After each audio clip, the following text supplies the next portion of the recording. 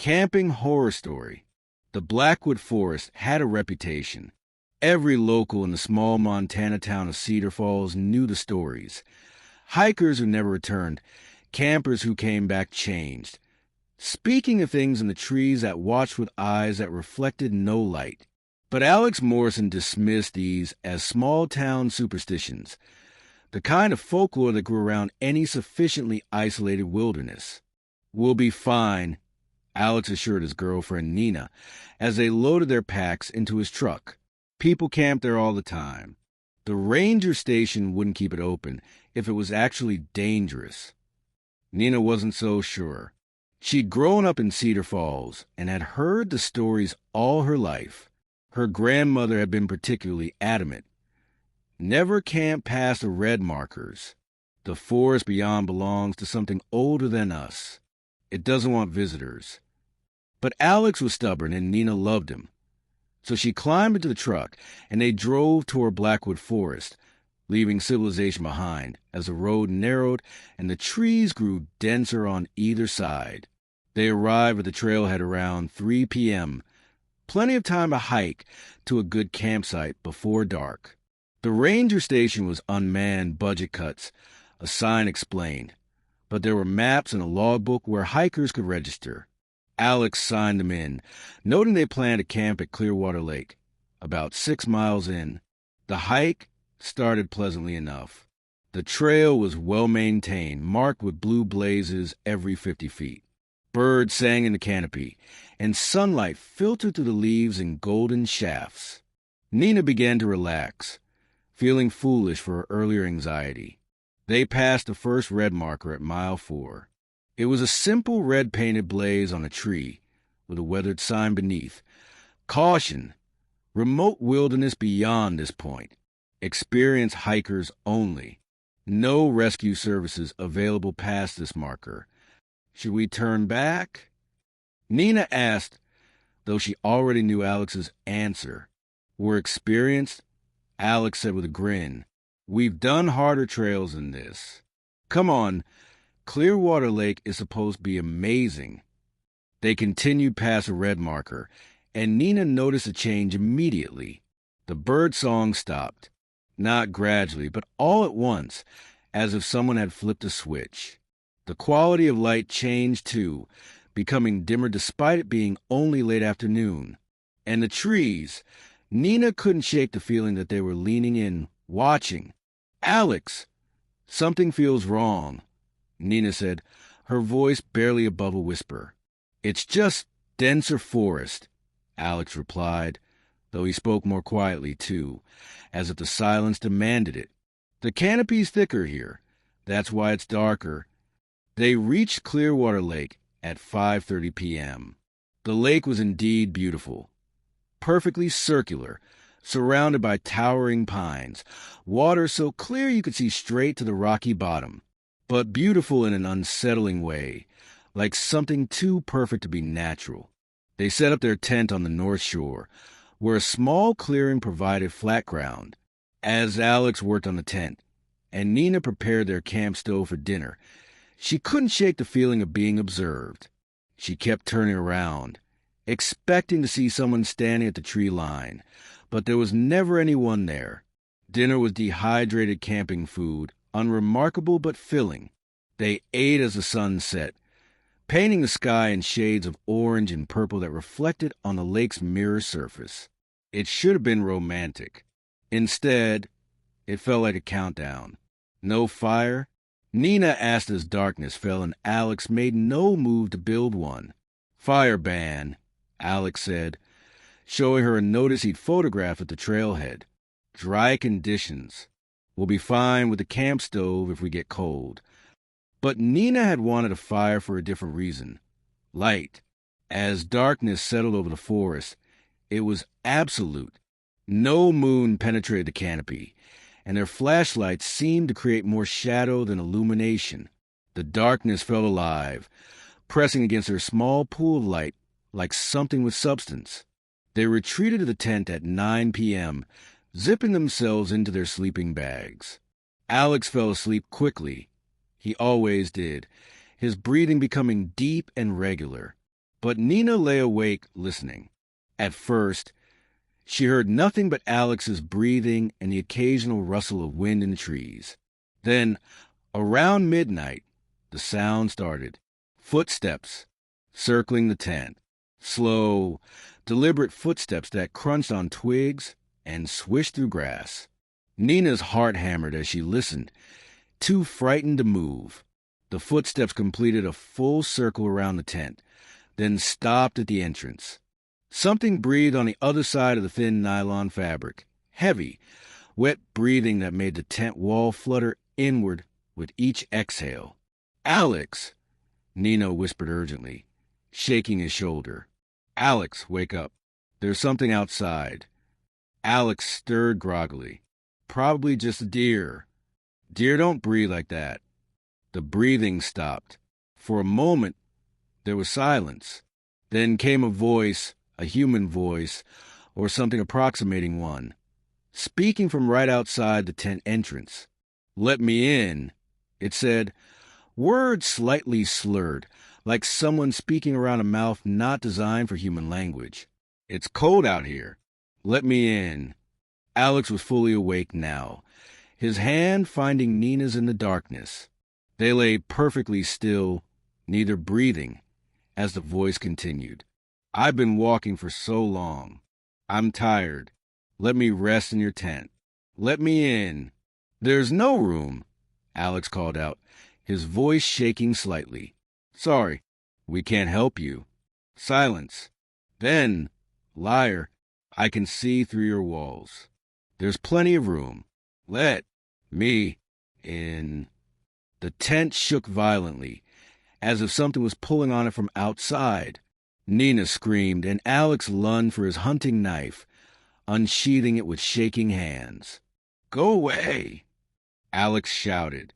"Leave us alone." The shaking stopped. The voice changed, becoming deeper, more resonant. "You're past the red markers. This is not your place. This is our place. You should not have come here." Then, impossibly, the voice multiplied. What had been one became many, dozens, maybe hundreds of voices speaking in unison from all around the tent, from the trees, from the lake, from everywhere. "You should not have come here. You should not have come here. You should not have come here." The chanting continued for what felt like hours, a cacophony of discordant voices that burrowed into Nina's skull like insects. She pressed her hands over her ears, but it didn't help. The voices seemed to come from inside her head as much as outside it. Then, as suddenly as it started, silence fell. Complete, absolute silence. Nina and Alex huddled together in their sleeping bags, neither sleeping, both waiting for dawn with desperate intensity. When the first gray light of pre-dawn finally began to filter through the tent fabric, they didn't hesitate. They packed their gear with frantic speed, barely speaking, just wanted to get away from that lake, that forest, that terrible place. The hike back should have taken 3 hours, but within the first hour, they realized they were lost. "This isn't the trail," Nina said, panic rising in her voice. "We've been walking in circles. I've seen that dead tree 3 times now." Alex checked his compass, then checked it again, frowning. "That's impossible. According to this, north is that way, but north was behind us a minute ago." The compass needle was spinning slowly, clockwise, as if magnetic north itself was moving, or as if they were being played with. "We need to get to the red markers," Nina said. "Once we're past them, we'll be okay." But the red markers were nowhere to be found. They walked for hours, the forest growing darker and more oppressive with each step. The trees seemed to close in behind them, eliminating the path they'd taken. They were being herded, Nina realized, pushed deeper into the forest, farther from civilization. At noon, or what should have been noon, though the light was still dim and gray, they stumbled into a clearing. In the center stood a structure made of branches and bones, twisted together in a shape that hurt to look at, that seemed to exist in more dimensions than 3. And around the structure, standing perfectly still, were people, or what had once been people. They stood in a circle facing inward, wearing camping clothes from different eras, 1970s, 1980s, 1990s, right up to modern gear. Their faces were gray, expressionless, eyes open but empty. "Oh, God," Nina whispered. "These are the missing hikers." All of them. One of the figures, a man in 1980s hiking gear, turned his head toward them with mechanical precision. When he spoke, his mouth didn't move, but the voice came out anyway. "You should not have come here. Now you stay. Like us, forever watching, forever waiting." The circle of figures began to move, stepping closer in perfect synchronization. Nina and Alex ran. They crashed through the underbrush, abandoning their packs, abandoning everything but the desperate need to escape. Branches tore at their clothes and faces. Roots seemed to reach up deliberately to trip them. The forest itself had become hostile, actively trying to prevent their escape. Nina didn't know how long they ran. Time had lost meaning in this place where compasses spun and trails vanished. But suddenly, miraculously, she saw it, a red marker bright against a tree trunk. "There!" she screamed. "The marker! We're almost out."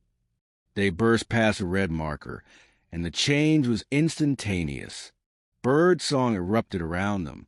Sunlight, real sunlight, broke through the canopy.